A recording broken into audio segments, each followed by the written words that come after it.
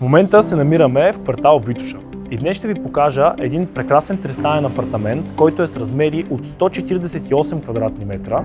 Към него може да закупите самостоятелен гараж и има един от най-интересните холове, който съм виждал, с размери от почти 90 квадратни метра.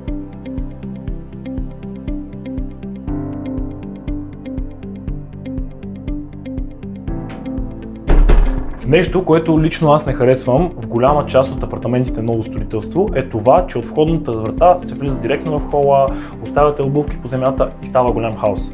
Тук казусът не е такъв. Имаме антре, което е с шкаф за обувки, място за обувки и дори разполага с собствена тоалетна. Едно от основните предимства на жилището е, че разполага с 125 квадратни метра чиста жилищна площ, 148 с общите части и почти 90 квадрата хол с кухненски бокс. Това определено е един от най-големите и добре направени холове, които съм виждал.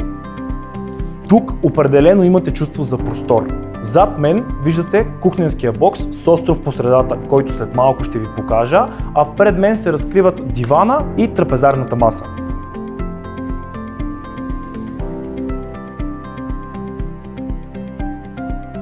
Обзавеждането е съвременно и направено по модерен начин. Много ми харесва този остров, на който може да седнете, да отпиете сутрешното си кафе или, например, да закусите с някой пресен плод.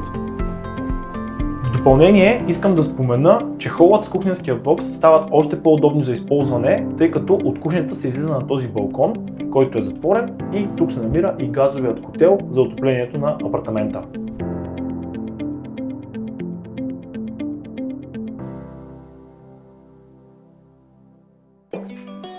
И ако все пак островът ви се вижда малък и искате да поканите гости, може да ги поканите на тази трапезарна маса, да включите камината за атмосфера или да ги поканите в холната зона на този прекрасен диван, голям телевизор и да си направите едно чудесно домашно кино. И поговорихме си за хола, поговорихме си за кухнята. Сега остава да ви покажа и останалата част от апартамента. Разполагаме с две спални, които елате след мен да ви покажа.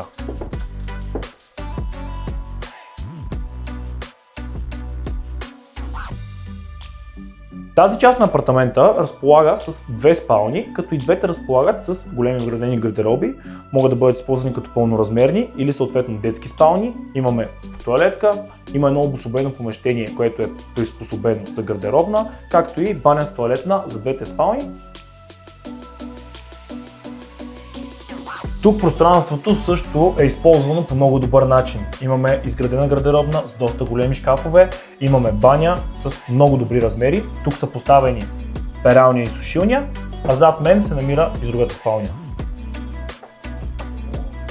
Тази стая в момента е ситуирана като офис, тъй като собствениците работят вкъщи. Тя напълно спокойно може да бъде превърната в детска стая или пълноразмерна спалня, а и плюс е, че разполага с тераса.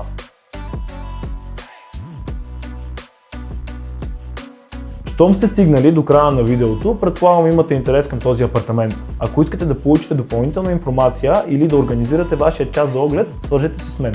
Светослав Русинов, OneEstate.